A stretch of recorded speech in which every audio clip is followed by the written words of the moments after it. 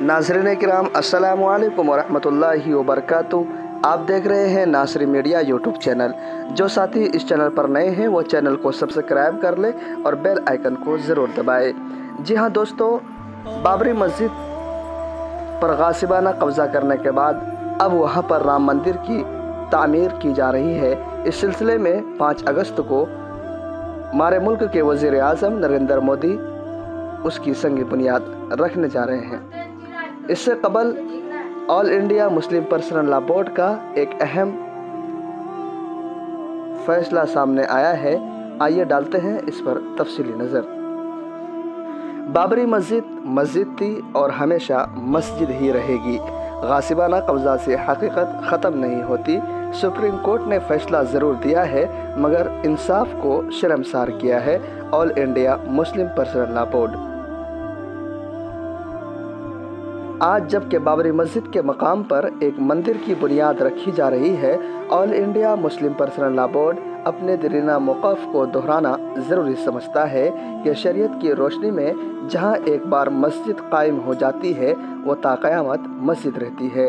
लिहाजा बाबरी मस्जिद कल भी मस्जिद थी, आज भी मस्जिद है और इंशाअल्लाह आइंदा भी मस्जिद रहेगी।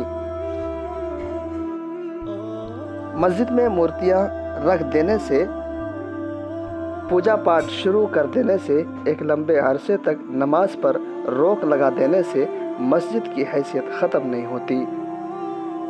All India Muslim Personal Law board के जनरल सेक्रेटरी हज़रत मौलाना सैयद वली रहमानी ने अपने एक प्रेस बयान में कहा है कि हमारा हमेशा से ये मौक़िफ़ रहा है कि बाबरी मस्जिद किसी मंदिर या किसी हिंदू इबादतगाह को तोड़कर नहीं बनाई गई।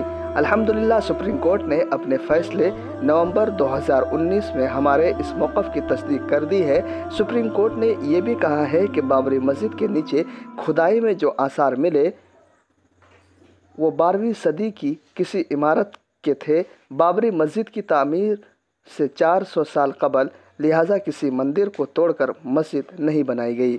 सुप्रीम कोर्ट ने साफ तौर पर कहा है कि बाबरी मस्जिद में 22 दिसंबर 1949 की रात तक नमाज होती रही है। सुप्रीम कोर्ट का यह भी मानना है कि 22 दिसंबर 1949 में मूर्तियों का रखा जाना एक गैर कानूनी और गैर दस्तूरी अमल था। सुप्रीम कोर्ट यह भी मानता है कि 6 दिसंबर 1992 को बाबरी मस्जिद की शहादत एक गैर कानूनी, गैर दस्तूरी और मुजरिमाना फ़ैल था। अफसोस के इन तमाम वाज़ेह हक़ाइक़ को तस्लीम करने के बावजूद कोर्ट ने एक इंतहाई गैर मुनसिफ़ाना फ़ैसला दिया। मस्जिद की ज़मीन उन लोगों के हवाले कर दी जिन्होंने मुजरिमाना तरीक़े पर इसमें मूर्तियाँ रखी और उसकी शहादत के मुर्तकिब हुए। बोर्ड के जनरल सेक्रेटरी ने आगे कहा, चूँकि अदालत उज़्मा मुल्क की आला तरीन अदालत है, लिहाजा उसके हतमी फ़ैसले को तस्लीम करने के अलावा कोई चारा नहीं है। ताहम पर ज़रूरी है कि ये एक ज़ालिमाना और गैर मुनसिफ़ाना फ़ैसला है जो अक्सरियती ज़ुअम में दिया गया।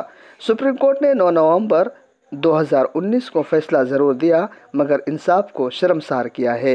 अल्हम्दुलिल्लाह हिंदुस्तानी मुसलमानों के नुमाइंदा इज्तिमाई platform All India Muslim Personal Law Board और दीगर फ़रीक़ों ने भी अदालती लड़ाई में कोई दक़ीक़ा नहीं उठा रखा। यहाँ भी कहना ज़रूरी है कि हिंदुत्व अनासिर की ये पूरी तहरीक जुल्म, जबर, धौंस, धांधली, किज़्ब और इफ्तिरा पर मबनी तहरीक थी।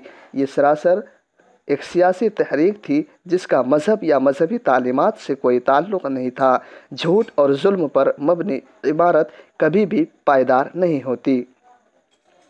जनरल सेक्रेटरी साहब ने अपने बयान में आगे कहा कि हालात चाहे जितने ख़राब हो, हमें हौसला नहीं हारना चाहिए और अल्लाह पर भरोसा रखना चाहिए। मुखालिफ हालात में जीने का मिजाज बनाना चाहिए। हालात हमेशा यकसा नहीं रहते। अल्लाह ताला कुरान मजीद में इरशाद फरमाता है, वतिलकल अय्याम नुदाविलुहा बैनन्नास, ये तो ज़माना के नशिब फराज है जिन्हें हम लोगों के दरमियान गर्दिश देते रहते हैं। लिहाजा हमें न तो मायूस होना चाहिए और न हालात के आगे से डालना चाहिए। हमारे सामने इस्तांबुल की आया सोफिया मस्जिद की मिसाल इस आयत की मुँह बोलती तस्वीर है। मैं मुसलमानान हिंद से अपील करता हूँ कि वह सुप्रीम कोर्ट के फ़ैसला और मस्जिद की ज़मीन पर मंदिर की तामीर से हरगिज़ भी दिलबर्दाश्त ना हो। ہمیں یہ بھی یاد رکھنا چاہیے توحید کا عالمی مرکز اور اللہ کا گھر خانہ کعبہ بھی ایک لمبے عرصے تک شرک و بت پرستی کا مرکز بنا رہا۔ بالآخر فتح مکہ کے بعد پیارے نبی صلی اللہ علیہ وسلم کے ذریعے دوبارہ مرکز توحید بنا۔ انشاءاللہ ہمیں پوری توقع ہے کہ صرف بابری مسجد ہی نہیں، یہ پورا چمن نغمہ توحید سے معمور ہوگا۔ ہماری ذمہ داری ہے کہ ایسے نازک موقع پر اپنی غلطیوں سے توبہ کرے، اخلاق و کردار کو سنوارے، گھر اور سماج کو دیندار بنائے اور پورے حوصلے کے ساتھ مخالف حالات میں آگے بڑھنے کا فیصلہ کرے۔ جی ہاں دوستو، یہ All India Muslim Personal Law Board کا موقف تھا اور یہی موقف تمام مسلمانان ہند کا ہے۔